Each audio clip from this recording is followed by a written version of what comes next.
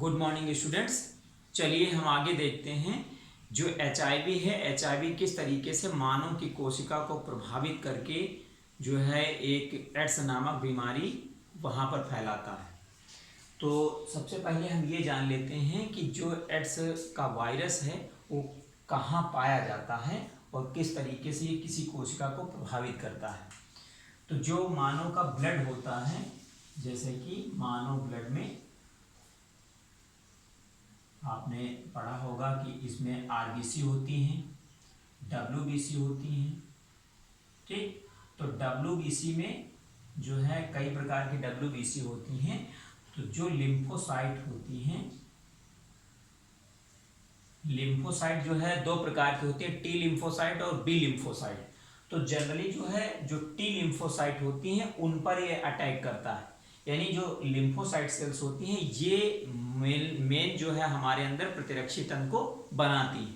तो यहाँ पर ये जो पूरी एक संरचना दी गई है बोर्ड पे, ये क्या है, एक लिम्फोसाइट सेल है, यानी T4 लिम्फोसाइट एक सेल है जो ब्लड में पाई जाती है, ठीक। यानी एक WBC है, श्वेत रक्त कणिका है। अब देखिए जो प्रतिरक्षी तंत्र हमारा मेन बना रहा उसी पर ये वायरस अटैक करता है, इसलिए हमारा जो है प्रतिरक्षी तंत्र कमजोर हो जाता है। तो इस बोर्ड पे जो है 10 स्टेप में दर्शाया गया है कि किस तरीके से वायरस जो है इंटर करेगा किसी भी कोशिका के अंदर और उसके बाद वहां पर कौन कौन सी क्रियाएं करेगा, उसके बाद इसकी संख्या कैसे बढ़ेगी, ठीक। तो शुरुआत में क्या होता है, जो लिम्फोसाइट सेल्स है, लिम्फोसाइट्स पर जो है कुछ प्रोटेनेशियस जो है पार्टिकल पाए जाते हैं, प्रोटेनेशियस संरचनाएं पाई जाती हैं, जैसे कि यहाँ पर दिख रहा है, ये होता है CD4 रिसेप्टर प्रोटीन्स, यानी एक विशेष प्रकार की संरचना है जिसको हम क्या कहते हैं, CD4 रिसेप्टर प्रोटीन्स कहते हैं। और जब भी वायरस आता है, एक चीज हमेशा ध्यान रखिएगा, अगर ये प्रोटीन इस कोशिका पर नहीं होगी तो वायरस कभी भी इसको इन्फेक्ट नहीं करेगा, यानी इसको प्रभावित नहीं करेगा, वायरस इससे नहीं चिपकेगा, यानी एडजॉर्प्शन वाली प्रक्रिया पहली प्रोसेस नहीं होगी तो वहां पर इसका प्रभाव कोशिका पर नहीं पड़ेगा, ठीक। तो यहाँ पर जो है क्या पाई जा रही है, CD4 रिसेप्टर प्रोटीन्स पाई जा रही है और वायरस जो है HIV यानी जो ह्यूमन इम्यूनोडिफिशियंसी वायरस है ये यहाँ पर पहुंचा। अब जब पहुंचा तब उसके बाद पहली प्रक्रिया कौन सी होगी, एडजॉर्प्शन, यानी जो CD4 प्रोटीन है और वायरस है आपस में जो है यहाँ पर मिल जाएंगे, यानी इससे चिपक जाएंगे। और चिपकने के बाद क्या है, जो CD4 प्रोटीन रिसेप्टर है ये रिसीव कर लेगा उसको, किसको, जो यहाँ पर इसका न्यूक्लिक मटेरियल है या जो भी RNA पाया जा रहा है, DNA पाया जा रहा है, लेकिन इसमें जो है RNA पाया जा रहा है, यानी सिंगल स्टैंडर्ड RNA है, लेकिन वो भी डबल थ्रेड में है, ठीक, यानी दो इसके थ्रेड पाए जा रहे हैं। अब देखिए यहाँ पर ये इसको जो है इंटर किया है, क्या, जो वायरस है, ठीक। वायरस के ऊपर की जो संरचना है वो खत्म हो गई, लेकिन उसका कैप्सिड वाला भाग कुछ पोर्शन इसके अंदर इंटर हो गया। तो यानी पहली प्रोसेस क्या है, एडजॉर्प्शन, दूसरी प्रोसेस क्या है, एंट्रेंस, यानी ये जो है कोशिका के अंदर प्रवेश कर गया। अब देखिए अनकोटिंग, यानी इसके ऊपर का जो कैप्सिड वाला पोर्शन यानी थोड़ा सा जो कैप्सिड इसमें आया हुआ है वो अलग हो जाएगा और इसका जो है RNA जो सिंगल स्टैंडर्ड RNA है वो जो है अनकोटेड हो गया, यानी रिलीज हो गया, वहां से स्वतंत्र हो गया। वायरल ssRNA यानी सिंगल स्टैंडर्ड RNA।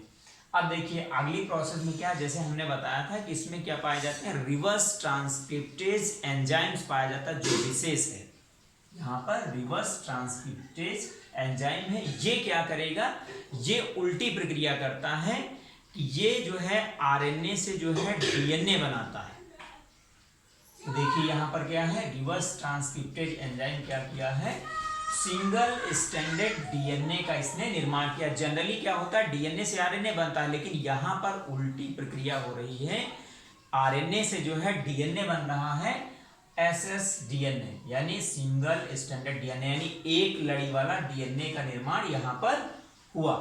अब देखिए अगली प्रोसेस में क्या है, reverse transcriptase catalyses doubling of ssDNA into dsDNA, यानी रिवर्स ट्रांसक्रिप्टेज एंजाइम ने क्या किया, बहुत सारी लंबी थ्रेड को जो वहां पर जनरेट किया, यानी डीएनए की संरचना जो बनाई इसने वो काफी लंबी बनाई।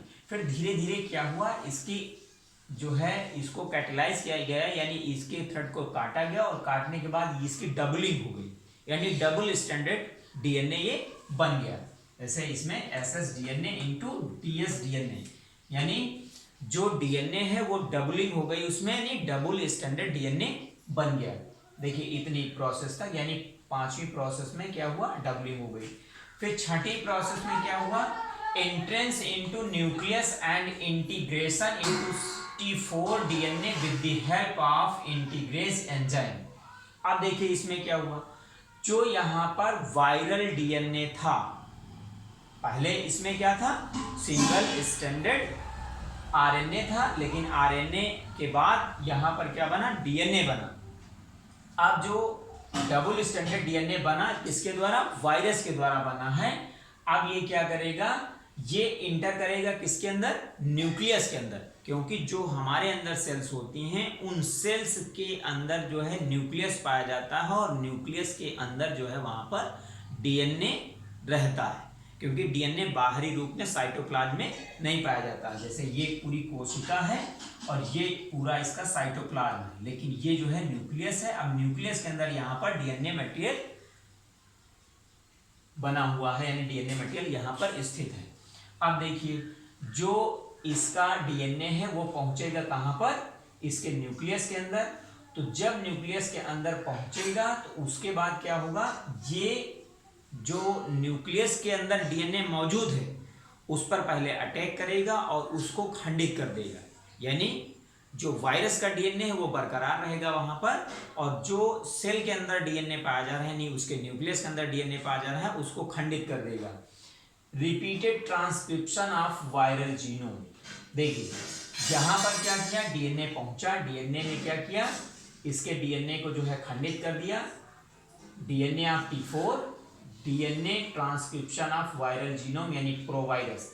अब देखिए खंडित करने के बाद फिर क्या है, अब ये कैपेसिटी जो भी कंट्रोलिंग है, जो वायरस है, वायरस के डीएनए ने जो वहां पर सेल है उसके डीएनए पर अपना नियंत्रण कर लिया है। ठीक, अब ये अपने अनुसार कार्य करवाएगा। अब देखिए अगली प्रोसेस में यहाँ पर 6ठी प्रोसेस हो गई, तो 7वीं प्रोसेस में क्या है, repeated transcription of viral genome, यानी ट्रांसक्रिप्शन और ट्रांसलेशन। यानी ट्रांसक्रिप्शन के बाद क्या होगा, ये ट्रांसक्रिप्शन में क्या होगा, जो वायरस का डीएनए अब है उस समय मौजूद, यहां पर क्या करेगा, ट्रांसक्रिप्शन वाली प्रक्रिया करेगा और उससे क्या बनेगा, आरएनए क्रिएट होगा। ठीक, ये ध्यान रखिएगा। अब जो वायरस का डीएनए है उससे क्या बनेगा, ट्रांसक्रिप्शन की प्रक्रिया द्वारा आरएनए बनेगा। तो यहाँ पर 7वीं प्रोसेस में आरएनए बन रहा है, जैसे कि यहाँ पर दिख रहा है एमआरएनए।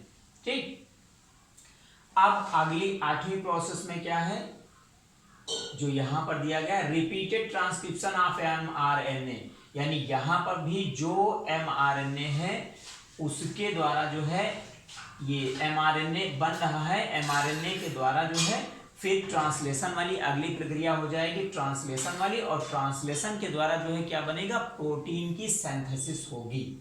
ठीक, इसके ऊपर देखिए लिखा हुआ है यहाँ पर डीएनए ऑफ T4, यानी T4 वाला DNA, DNA transcription of viral genome, यानी ब्रैकेट में लिखा हुआ प्रोवायरस, यानी ये वायरस की तरह कार्य पहले ही करने लगता है, इसलिए इसको हम प्रोवायरस कहते हैं।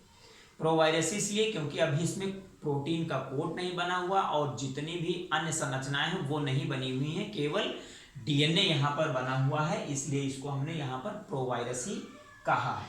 ठीक, अब यहाँ पर क्या है, प्रोटीन की सिंथेसिस हो गई, यानी जो ट्रांसलेशन वाली प्रक्रिया है, ट्रांसलेशन वाली प्रक्रिया के अंतर्गत जो है प्रोटीन की सिंथेसिस हुई है, और यहाँ पर जो वायरस को प्रोटीन चाहिए, ठीक, उस तरीके की प्रोटीन का यहाँ पर निर्माण हुआ है, क्योंकि जो वायरस का ऊपरी कोट होता है या कैप्सिड होता है या कैप्सोमियर्स होते हैं वो सारे प्रोटीन के बने होते हैं, और उन प्रोटीन का निर्माण यहाँ पर हुआ।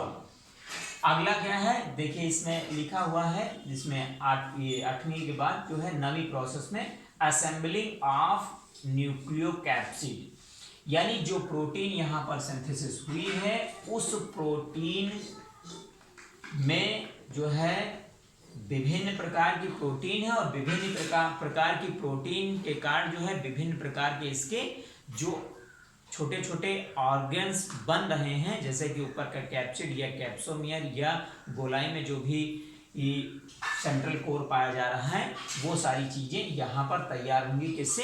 प्रोटीन के द्वारा तैयार होंगी। जैसे यहाँ पर viral protein form by breaking off long peptide chains by protease enzyme, यानी जो प्रोटीन तैयार हुई है उसमें उसको क्या किया जाएगा? खंडित किया जाएगा। किस एंजाइम के द्वारा? प्रोटीएज एंजाइम के द्वारा। और उसी से फिर जो है इसके जो तमाम पार्ट्स हैं वो बनेंगे। जैसे कि आपने देखा होगा कि जैसे कपड़ा बनता है तो कपड़ा जो है पूरी रीलिंग उसकी बनती चली जाती है, ठीक। अब जितने प्रकार के वहां पर डिजाइन देने हैं कपड़े में, उस तरीके के उतने उतने खंड वहां पर कर लिए जाते हैं और एक ही कपड़े से जो है तमाम प्रकार के जो है विभिन्न ढंग के विभिन्न डिजाइन के जो है कपड़े वहां पर तैयार किए जाते हैं, ठीक। तो इसी तरीके से नवी प्रोसेस में क्या है? असेंबलिंग ऑफ न्यूक्लियोकैप्सिड, यानी इसमें असेंबलिंग हो गई, इकट्ठे हो गए और इकट्ठे होने के बाद जब इनकी बहुत सारी संख्या इसमें बढ़ जाती है, इस जो T4 लिम्फोसाइट सेल्स है, तो यहाँ पर या तो ये बस्ट हो जाएगी या फिर एक जगह से ये फट जाने के बाद जो है इसका जो HIV है वो रिलीज हो जाता है।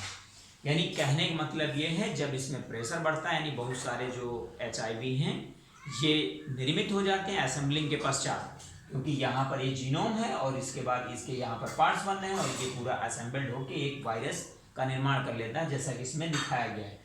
अब ये जो है बाहर की तरफ रिलीज हो जाते हैं और रिलीज होने के बाद ये किसी नई कोशिका को इन्फेक्ट करते हैं, यानी release of virus bye exocytosis. Exocytosis का मतलब ये है कि ये सेल्स फटती है और ये बाहर निकल आते हैं।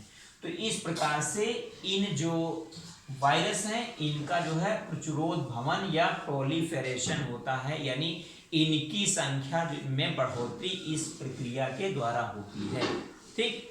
सिंपली आप जान लीजिए ये क्या है?